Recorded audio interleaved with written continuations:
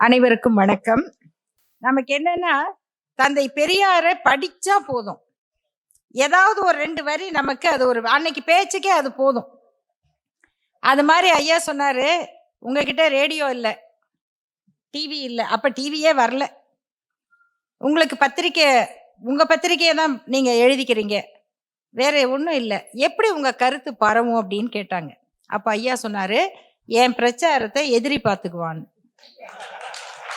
அது மாதிரி நம்ம பாட்டுக்கு இவ்வளவு செலவு பண்ணி இத்தனை பேரை அழைச்சி, நண்பர்களே உண்மையை சொல்றோம், இந்த மாநாட்டில் பங்கேற்ற ஒவ்வொருவரும் அவர்களுடைய சொந்த காசில் டிக்கெட் வாங்கி தமிழ்நாட்டில இருந்து இங்க வந்திருக்காங்க.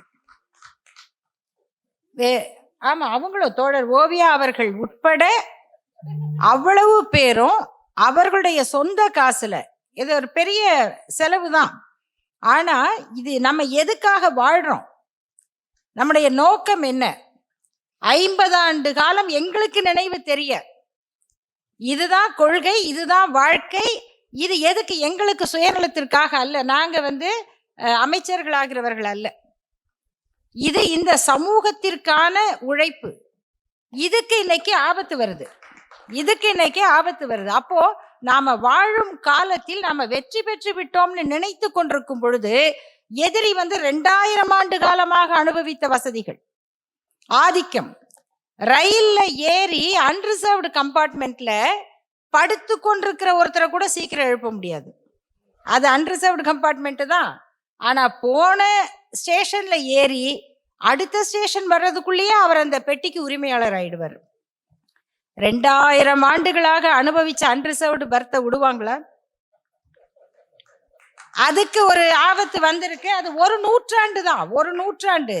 இந்த ஒரு நூற்றாண்டு என்பது சுயமரியாதை இயக்கத்தின் நூற்றாண்டு. இன்னைக்கு அவங்களுக்கு அது பெரிய பிரச்சனையாக இருக்கு. அதனால அவர்களுக்கு சாதகமான ஒரு ஆட்சி அங்க இருக்கு. இந்த 10 ஆண்டு காலத்தில் புது உருவெடுத்திருக்கிற அவதாரம் தான் சனாதனம். இந்த 10 ஆண்டு காலம் அவர்களுக்கு கொடுத்திருக்கிற பெரிய வாய்ப்பு. அப்ப அவர்களுடைய அனுபவம், 2000 ஆண்டு அனுபவ பாத்தியதை நாம எதிர்த்து அடைந்திருக்கிற உரிமை 100 ஆண்டு கால போராட்டத்தின் வெற்றி, இந்த 2000 ஆண்டுக்கும் 100 ஆண்டுக்குமான போராட்டத்தில் நாம தோற்று விடலாமா, நாம விட்டு கொடுத்து விட முடியுமா என்கிற கேள்வியோடு அதன் பயனாளிகளாக உலகெங்கும் வாழுகிற நம்முடைய தமிழர்கள் அதை உணர வேண்டும் என்பதற்காக நாங்க இங்க பேசுறோம். அதுதான் இந்த உழைப்புக்கு பின்னால் இருக்கிறது. இந்த பணியை இந்த நாட்டில் எடுத்து செய்யறது அப்படிங்கிறது அவ்வளவு எளிதானது அல்ல.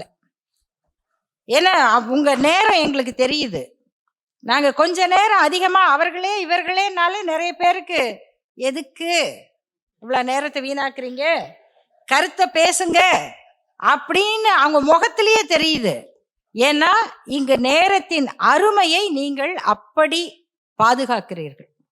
உங்களுடைய உழைப்பு, நீங்க வசதியான இடங்கள்ல வாழுகிறீர்கள், உங்களுடைய வீடுகள் அழகாக இருக்கிறது, உங்கள் வாழ்க்கை முறை நாகரிகமாக இருக்கிறது, உங்கள் வீட்டு சமையலறைகளை பார்த்தால் எங்களுக்கு பொறாமையாக இருக்கிறது. இதெல்லாம் இருக்கு. இப்படியெல்லாம் வச்சுக்க முடியுமா அப்படின்னா அது அவ்வளவுக்கும் பின்னால் உங்களுடைய ஓயாத உழைப்பு இருக்கிறது. அந்த உழைப்போடு நீங்கள் இங்கு கூடியிருக்கிறீர்கள் என்று சொன்னால் அதற்கு காரணமாக இங்கு பணியாற்றுகிற தோழர்கள், அவங்க முதல்ல வரும்போது நீங்களே என்ன சொல்லுவீங்க, எல்லாம் சரிங்க, எதுக்கு, பெரியார் தான் ரைட்டு மனசுல இருக்குது, இருந்தாலும் அந்த பேரை நம்ம வெளிப்படையா வச்சா நிறைய பேர் வருவாங்களா என்ற கேள்வி வரும். இல்லைங்க, வருவாங்க. பெரியாருங்கிற பேருக்கு வரலன்னா யார் பெயருக்கு வருவாங்க? நம்முடைய வாழ்க்கைக்கு, உரிமைக்கு, சுய மரியாதைக்கு ஆபத்து வரும் பொழுது நிற்கிற பெயர் பெரியார்.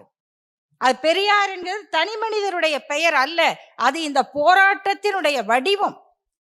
அந்த பெயருக்கு வருவார்கள் அப்படின்னு முடிவை ஏற்றுக்கொண்டு டாக்டர் அம்பேத்கர், இந்தியாவினுடைய 2 முனைகள், 2 பெரும் தலைவர்கள், எவ்வளவு போராட்டம். டாக்டர் அம்பேத்கர் அவர்கள் வாழ்க்கையில் ஒன்னும் வசதி இல்லாத ஏழ்மை குடும்பத்துல பிறந்தவர் அல்ல. அவருடைய தந்தை அவர்களை வெளியூர்ல அனுப்பி ஹாஸ்டல்ல படிக்க வைக்கிற அளவுக்கு வசதி படைத்தவர். ஆனால் அந்த வசதியும் வாய்ப்பும் மட்டும் போதாது. ஒரு மனிதனுக்கு பிறப்பு என்பதில் கொடுக்கப்படுகிற அவமானத்தை வாழ்நாளெல்லாம் எதிர்கொண்டு அதை முறியடிக்க போராடிய தலைவர். அந்த தலைவரை தந்தை பெரியார் நான் பாராட்டத்தக்க தலைவர் என்று சொன்னார். இதுல எத்தனை முரண்பாடு வந்தது தெரியுமா? தந்தை பெரியாரை நாம் அப்படி சொல்ல முடியாது. கவிஞர் கண்ணதாசன் சொன்னார், பிறக்கையிலேயே பெரியாரைத்தான் பிறந்தார். அவர் அப்படிதான் பிறந்தார். அதனால அந்த பாட்டு நீங்க கேட்டிருப்பீங்க.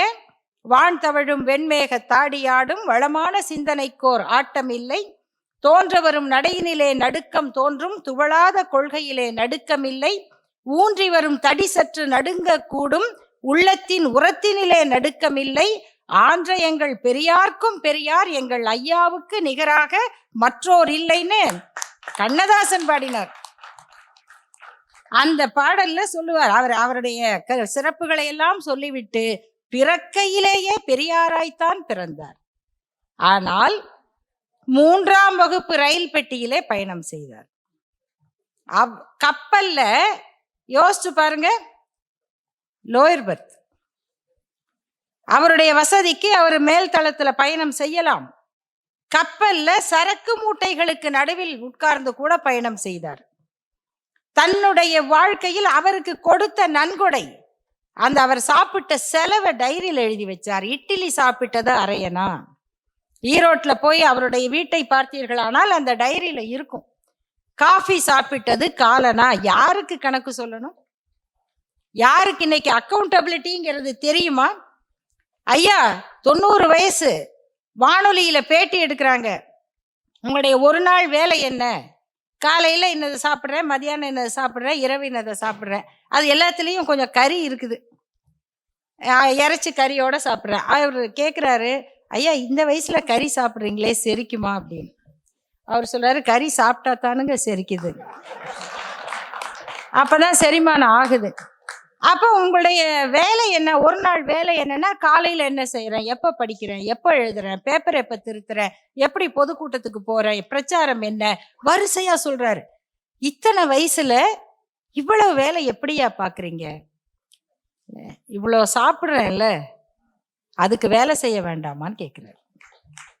எப்ப? 90 வயசுல. அந்த உழைப்பு எதற்கானது? எதன் அடிப்படையாக வந்தது? அந்த சுயமரியாதை இயக்கத்துக்கு தான் இன்னைக்கு நூற்றாண்டு. நாம் சுயமரியாதை இயக்கத்தின் நூற்றாண்டை இன்றைக்கு கொண்டாடுகிறோம்.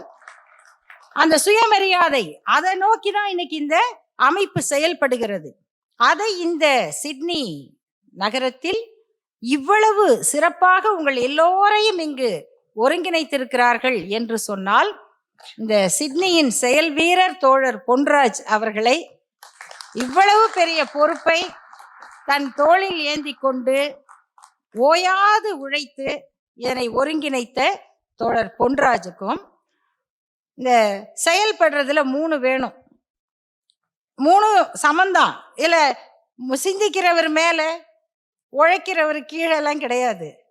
அப்படி சிந்தனைகளை எழுத்து வடிவில் அரசாங்கத்தோடு உரையாடுகிறவர் டாக்டர் ஆரூன் அவர்கள். அதை எந்தெந்த போரத்துல போய் பேசணும் என்று பேசுகிறவர் தேவி பாலா அவர்கள்.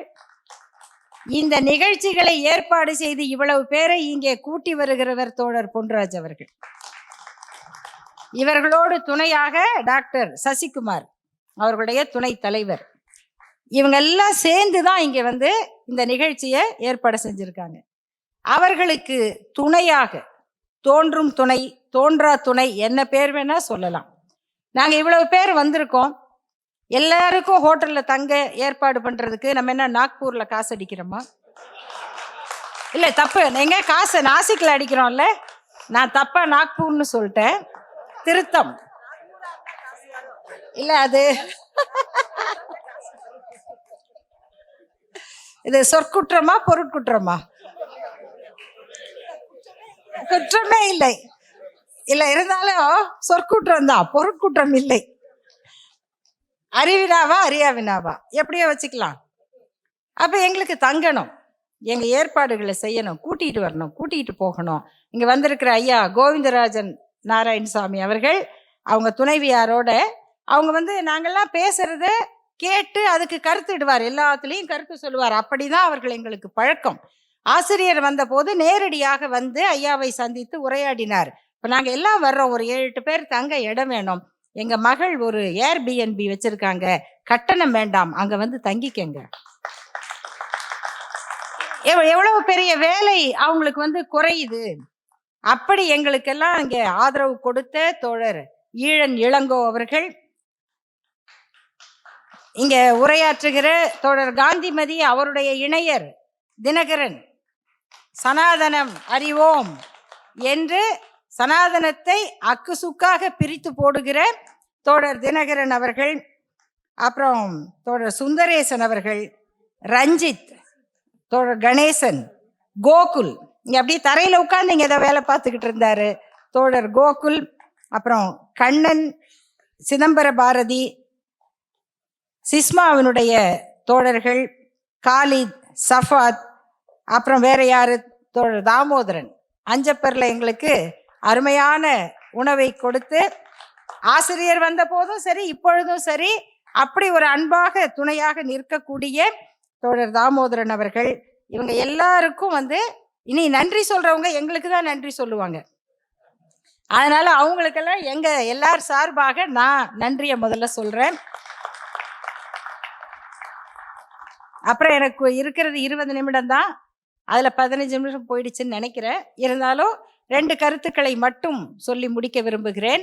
ஒன்று, இந்த சுயமரியாதை என்கிற சொல் உலகத்தில் இருக்கிற அத்தனை அகராதிகளையும் கொண்டு வந்து தலைகீழாக புரட்டி ஏடு ஏடாக திருப்பி தேடினாலும் இந்த சுயமரியாதை என்கிற சொல்லுக்கு ஈடாக இன்னொரு அழகான சொல்லை பார்க்க முடியாது.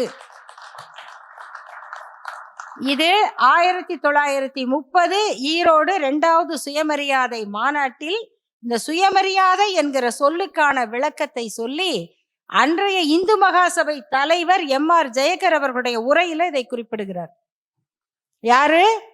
இந்து மகாசபை தலைவர் ஈரோட்டுக்கு வருகிறார். அவரை கூப்பிடலாமா, அவர் இந்து மகாசபையாச்சே அப்படின்னு பெரியார் ஐயாவை கேட்கிறாங்க. அவருக்கு லெட்டர் போகுது, இங்க வராதிங்க, இவங்கெல்லாம் வாரு, இவங்கெல்லாம் ராவண வம்சம், நீங்க வரக்கூடாது அப்படிங்கிறாங்க. ஆனால் அதை மீறி MR ஜெயகர் அவர்கள் இந்த மாநாட்டுக்கு தலைமை தாங்குகிறார். யாரை கூப்பிடணும்னு எனக்கு தெரியும் என்று தந்தை பெரியார் சொல்லுகிறார். அப்போ நாம யாரோடையும் உரையாட தயாரா இருக்கோம். நம்முடைய திட்டம் என்ன? ஹியூமனிசம். இதுக்கு ஒத்து வரக்கூடிய எல்லாரோடும் நாம உரையாடுவோம், எல்லாரோடும் செயல்படுவோம், அவர்களை எல்லாம் இணைத்து கொண்டு போகணும்னு தான் நமக்கு விருப்பம். அவங்களுக்கு விருப்பமா? ஹியூமனிசம்னு ஒண்ணு பதறாங்களே. இல்லைங்க, நாங்க 4 வர்ணம், சனாதனமா ஹியூமனிசமா, மனித நேயமா சனாதனமா, அவ்வளவுதானே கேள்வி. சனாதனம் என்பது என்ன? நீங்க அம்பாசடரா கூட ஆகலாம். ஆனா நாங்க உங்ககிட்ட உங்க பேரோட நிறுத்த மாட்டோம். உங்க பேர் என்னங்க? என் பேரு கண்ணனுங்க. எங்க இருந்தீங்க? யூஎன்ல வேலை பார்த்தேங்க. சரிங்க, கண்ணன். அப்புறம் அப்புறம் கண்ணன் தாங்க. இல்ல உங்க பின்னாடி பேரு? எங்க பின்னாடி பேரு உஷாங்க. அவங்க தாங்க எனக்கு பின்னணியில இருக்காங்க. சொன்னா பரவாயில்லையா? அவரே பின்னால இருக்காரு, அவருக்கு பின்னால அவங்க இருக்காங்க பாருங்க. போதுமா? பத்தாது, துப்பறியும் இலாக்காவே அங்கதான் வேலை செய்யும். யாரா இருப்பாரு? சொல்ல மாட்டேங்கிறாரே, இதாளா இருப்பாரோ? அப்படி இந்த சங்கேத மொழியில பேசுவாங்க பாருங்க. இவங்களெல்லாம் இந்தியா பாகிஸ்தான் பார்டர்ல கொண்டு போய் நிறுத்தணும்.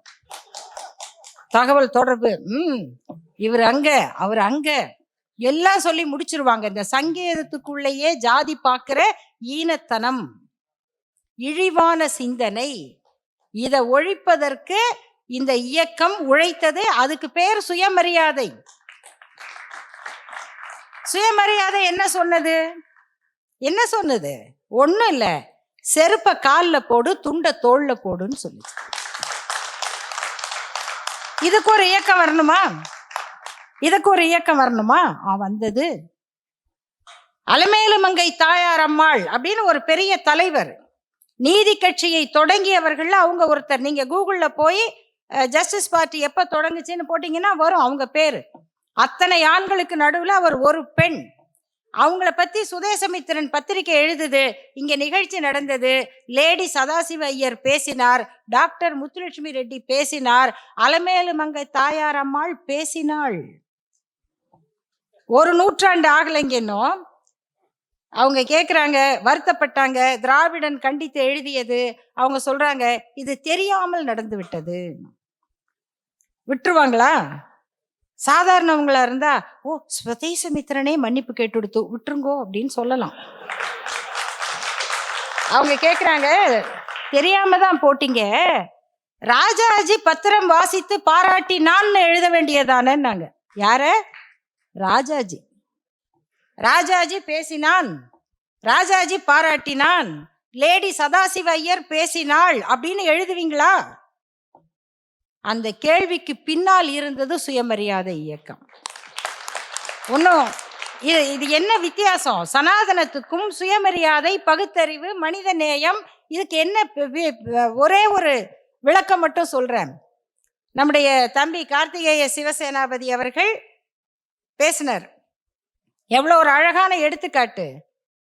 ஒரு வக்கீலை பார்த்து, ஒரு கேஸ்க்கு வந்த கிளையண்ட்டை பார்த்து, நான் என்ன கவுண்ட வக்கீல் நினைச்சியா, நான் யாரா அப்படின்னு ஒருத்தர் கேட்டார். அது நிறைய சொல்லுவாங்க அந்த காலத்துல. ஒரு இந்த மாதிரி அவர் சொன்ன ஒரு குறிப்பிட்ட சில சமூகங்களை சேர்ந்தவங்க பணத்தை வச்சுக்கிட்டு பஸ் கம்பெனி நடத்திக்கிட்டு போய் கேஸ் கொடுப்பாங்களாம். அவர் கேஸ் தோத்துரும், ரிட்டு ஒரு கேஸ் தோத்து போச்சு, இப்ப அப்பீல் போகணும்.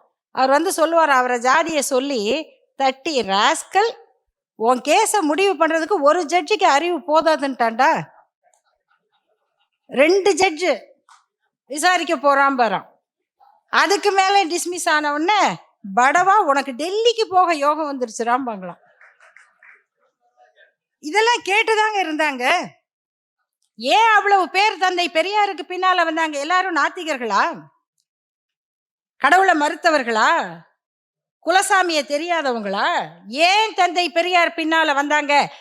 அங்க பட்ட அடி, வலி, சுயமரியாதைக்கு விழுந்த அவமானம், அதுதான் தந்தை பெரியார் பின்னால கொண்டு வந்து நிறுத்தியது.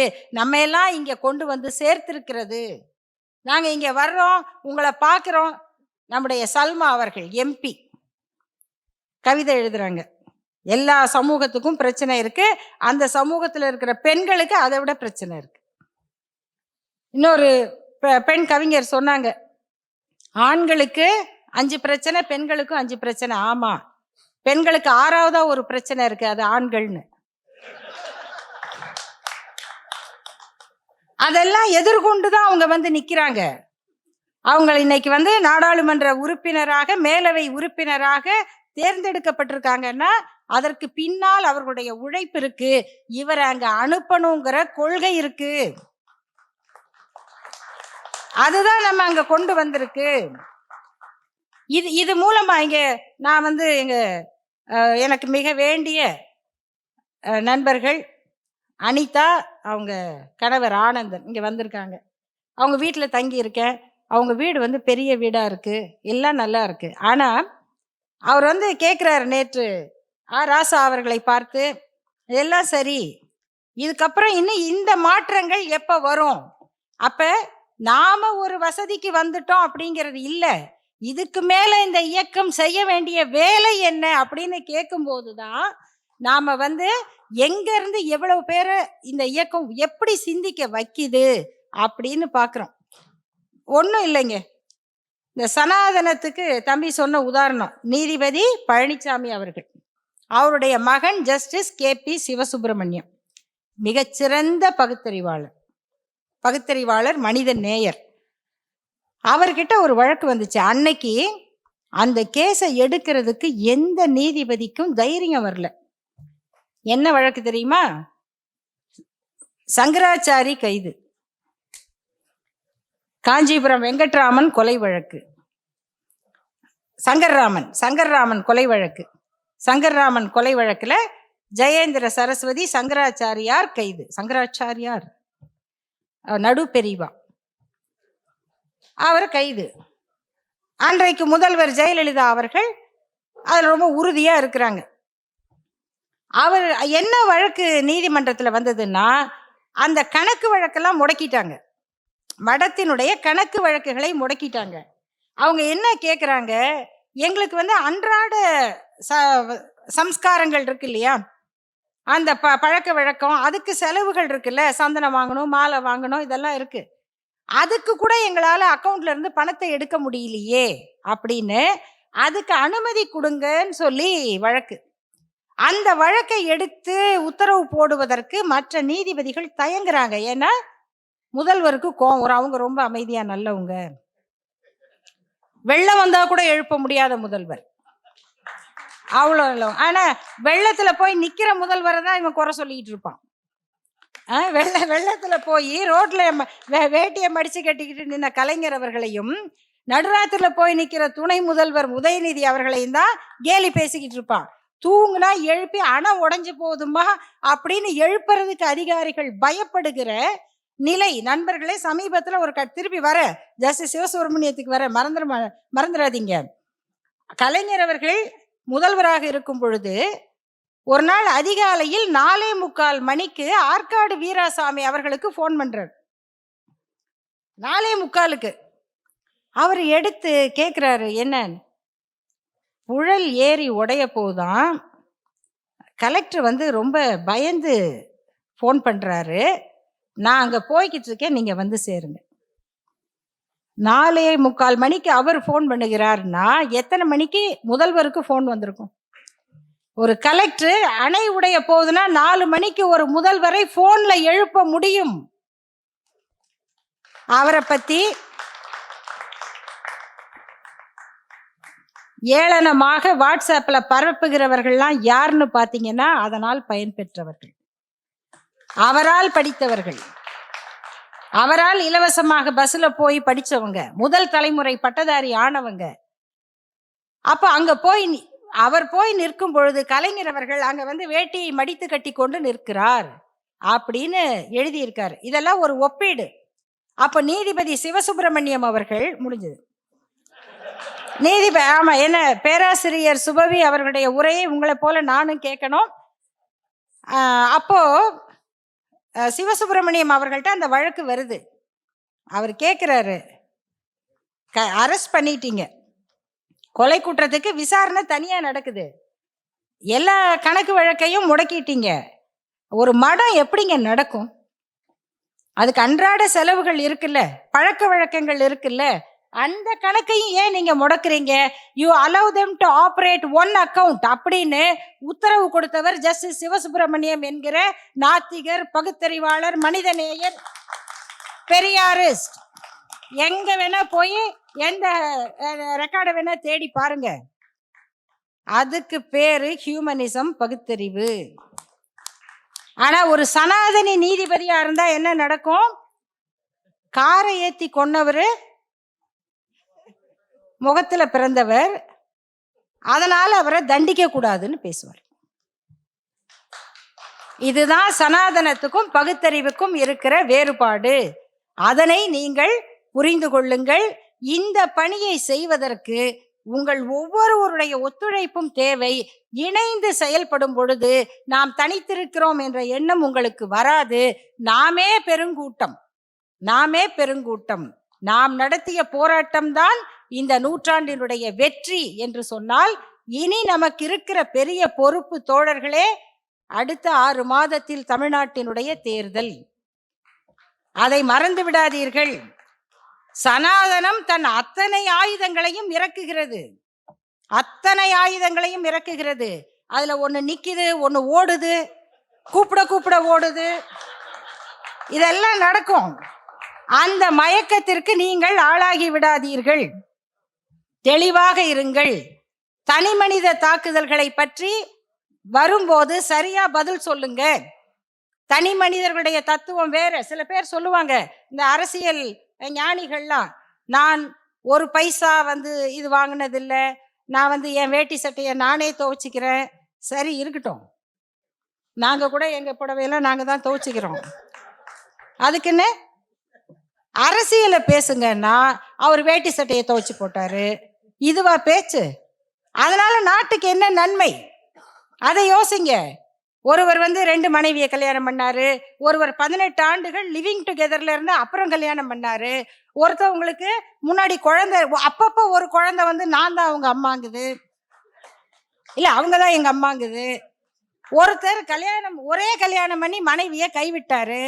இது எல்லாம் தனிநபர் பிரச்சனை இல்லையா? இதுல மத்தத பத்தி எல்லாம் யாராவது பேசுறாங்களா? நம்ம பேச வேண்டாமா? நம்முடைய தலைவர்களுடைய தனி வாழ்க்கையை பற்றி எழுதுனா ஒரே மனைவியை கல்யாணம் பண்ணி கைவிட்டவரை பத்தி நம்ம எழுதணுமா இல்லையா? அப்பப்ப ஒரு குழந்தை வந்து எங்கம்மா எங்கம்மாங்குதே, யாருங்க அந்த அம்மா? எழுதணுமா இல்லையா? அப்ப நம்ம அதை வேடிக்கை பார்க்கறது தானே. அப்போ தீமையினுடைய வெற்றி என்பது நல்லவர்களுடைய மௌனம் என்பதை புரிந்து கொள்ளுங்கள். அந்த மௌனத்தை என்றைக்கு நாம் உடைக்கிறோமோ அப்பொழுதுதான் நாம் அடைந்திருக்கிற இந்த வெற்றி காப்பாற்றப்படும் என்பதுதான் சுயமரியாதை இயக்கத்தின் 100 ஆண்டு நமக்கு கொடுக்கிற செய்தி என்பதை நினைவூட்டி முடிக்கிறேன். நன்றி, வணக்கம்.